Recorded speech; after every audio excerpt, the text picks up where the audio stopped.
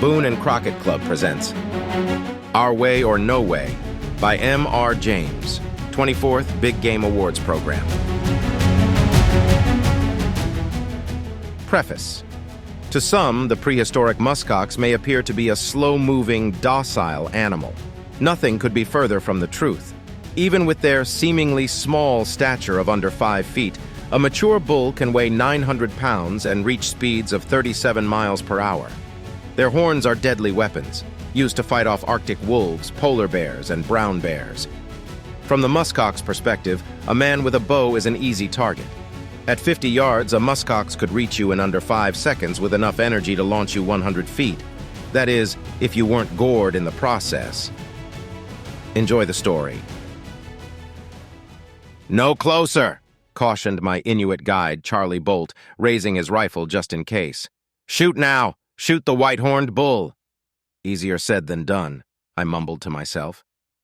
Over 50 yards of frozen, wind-swept tundra still stretched between us and the 2 huge musk ox that stood facing us, pawing at the snow menacingly while lowering their heavy-horned heads as if contemplating an imminent charge.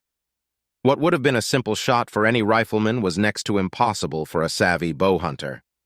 Even if the buffeting crosswind miraculously failed to affect my arrow's flight and accuracy, I knew from 4 decades of bow hunting experience that a frontal shot on such a large animal would be pure folly. Too much thick hair and hide, tough muscle and dense bone stood between my shaving-sharp broadhead and the bull's vitals. Somehow I had to cut the remaining distance by nearly half and work myself into position for a broadside shot, preferably without further provoking my obviously worried guide or the 2 agitated bulls. Fair chase bow hunting for muskox, I was quickly discovering, can be an exercise in frustration. My hunting partner, Bob Ely of Pennsylvania, and I had lost a full day of hunting to the fickle Arctic weather gods.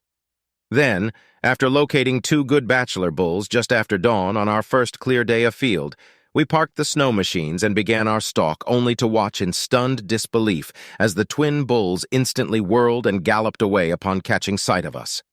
Time after frustrating time. Throughout the long day, stalk after fruitless stalk, we tried and failed to move within good bow range. 50 to 60 yards was as close as we could get. That's tempting yardage, but impractical in bitter cold, wind-whipped shooting conditions.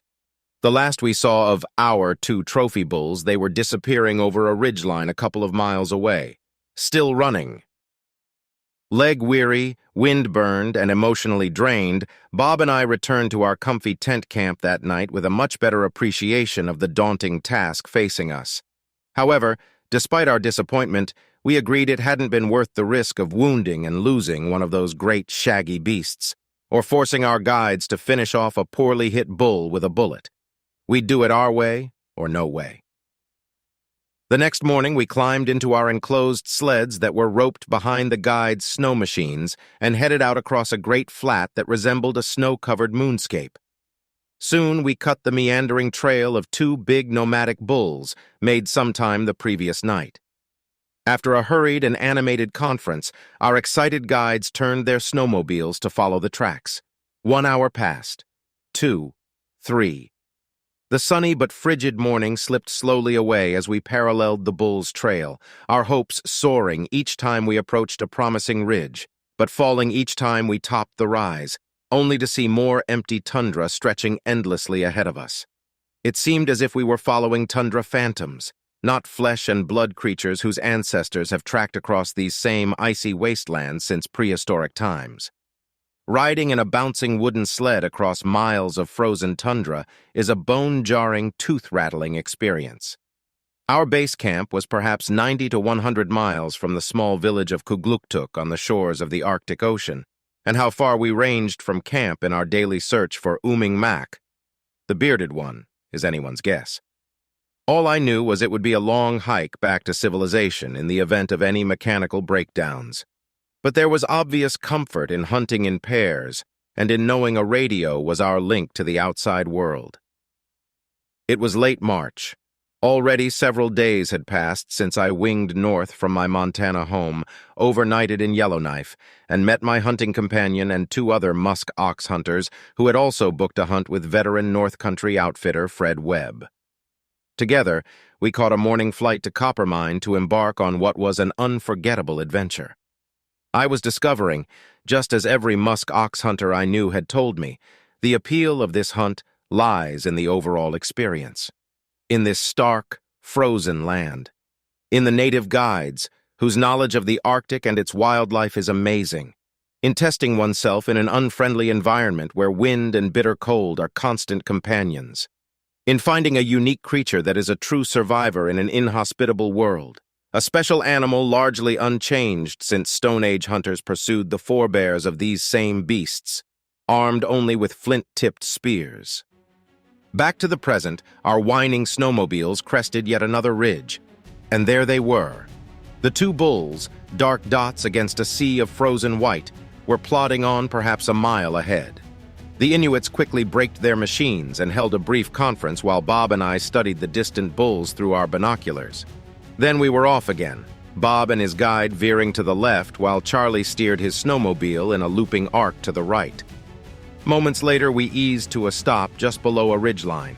As Charlie shouldered his pack and rifle, I stretched ride-stiffened muscles and pulled my bow once to make certain the rough ride or sub-zero cold hadn't rendered it useless. And then we were moving to the top of the ridge and beyond, dropping into a shallow bowl where the bulls should appear. And suddenly the bulls were there. But this time there was no turning and running. This time, when these 2 old bulls spotted us moving slowly down the frozen rise, they simply stopped and turned to face us, waiting and watching without apparent concern. It wasn't until we'd closed the distance to perhaps half 100 yards that they began to paw the snow and shake their woolly heads. That's precisely when Charlie readied his rifle and warned we'd moved close enough for me to shoot the white-horned bull. Turning, I shook my head. "Closer," I said. "Can't shoot. Too far." And with each word, I took another cautious step closer to the waiting bulls. Shaking his hooded head, Charlie moved after me. "Close enough," he insisted. "Shoot now." "Can't," I said again. "Too far." At 40 yards, I raised my tinted goggles and slipped the mitten off my shooting hand, slowly easing to my knees to study the muskox, with my worried guide crouching just behind me.